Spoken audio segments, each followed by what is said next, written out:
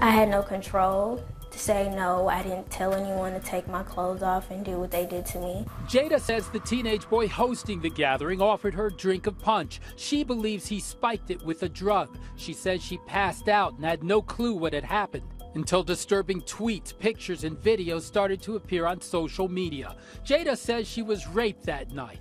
We blurred the images, but kids have been sharing them over their cell phones. And we told you Jada's story yesterday, and you guys have responded on our Facebook page. I want to bring back my colleague Yasmin Vasugian. Yasmin covered it yesterday, and a lot of sympathy for this brave girl, and she is brave for stepping up and telling her story. Absolutely. You know, Micah, a lot of people are thanking Jada for coming out, and just as many are praying for her. And you guys also have some legal questions, so we're taking your questions and your comments as the segment continues. But I'm joined with Lonnie Coombs, prosecutor.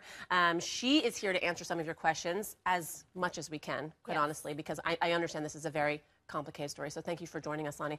Okay, up first, Tina Carney says all the people who download or even looked at her pics should be charged with child porn. Is that even possible?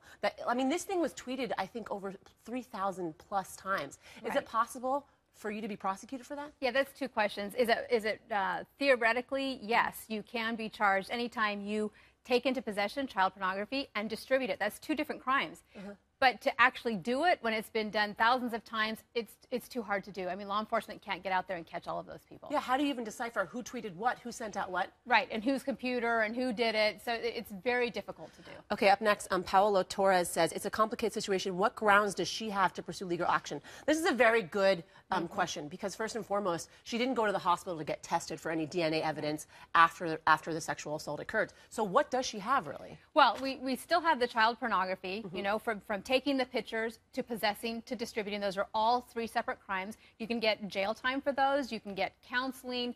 You can have to pay a fine. So there are some punishments for that. But for the rape charge, in this case, based on the facts we have so far, it's an extremely difficult prosecution. In fact, we didn't even know that sex occurred, apparently, until there was some, you know, sort of vague tweet or message put out by one of the guys involved in this, as sort of alluding to that it was consensual sex. She didn't know that she'd had sex that night. So HuffPost actually found some tweets that supposedly the alleged assaulter actually tweeted, but they've since been taken down. His account has since been taken down. And he said, how's it rape? You had 2 months to say something, but you ain't say, I won't say the bad word, S-H-I-T, till you get exposed. So things like that, can they identify who this guy is now?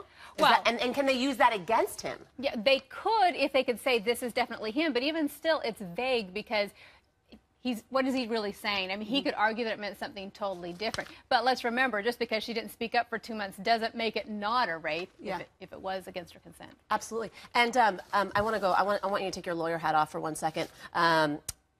Bobby Clark Morel Blalak said, that's a very complicated name, and he's getting a lot of flack on Facebook, understandably, for this. He said, where was this girl's parents when all this was going on? Parents need to keep a better eye on their children, especially the underage.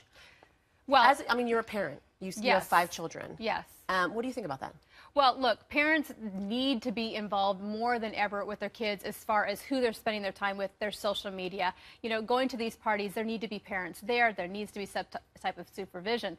But kids do go to these parties, and kids need to be told simple things like, don't drink a drink unless you actually poured it yourself.